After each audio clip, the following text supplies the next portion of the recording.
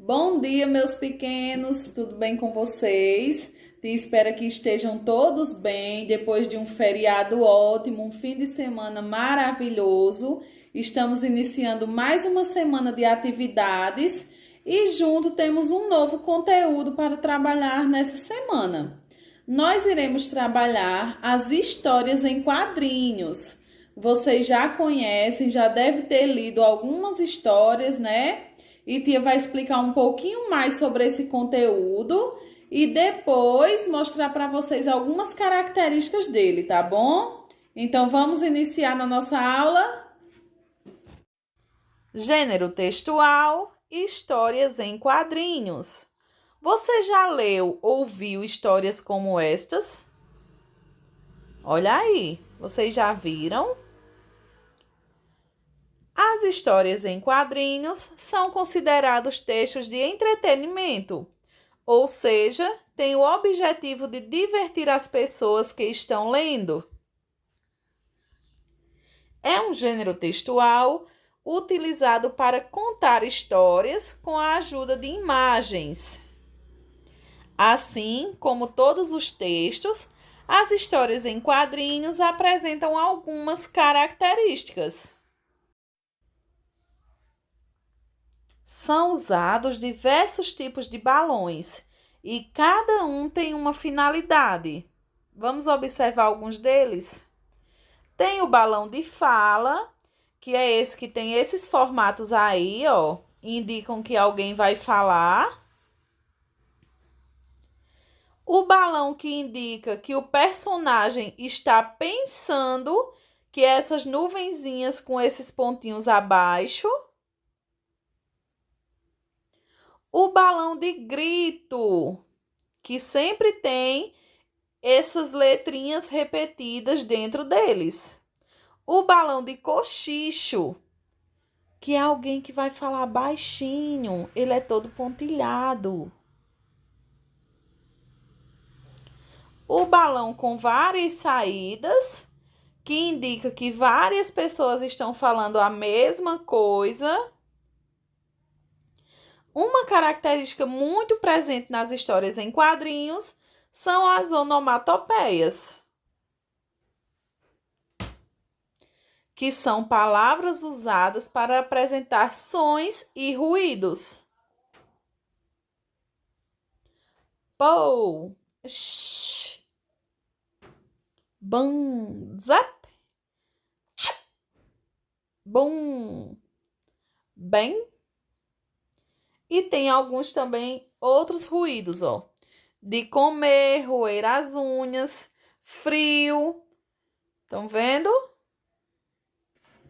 E então, deu para entender um pouquinho o nosso conteúdo de hoje?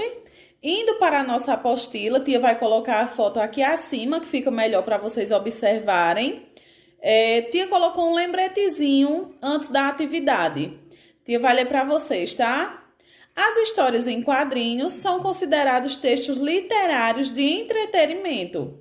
Esse gênero textual é utilizado para contar histórias com a ajuda de imagens, o que facilita a compreensão do leitor. Em geral, apresenta uma linguagem mista, ou seja, é formado de uma sequência de imagens verbais e não verbais, combinadas ou apenas de imagens visuais.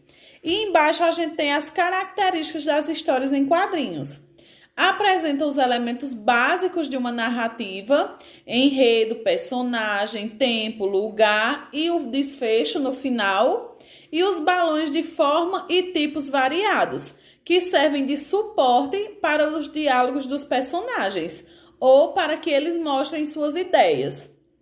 Esse foi o lembretezinho que tia colocou na apostila, para vocês lerem, tá bom? Se tiverem alguma dúvida. Então, vamos agora para a nossa atividade.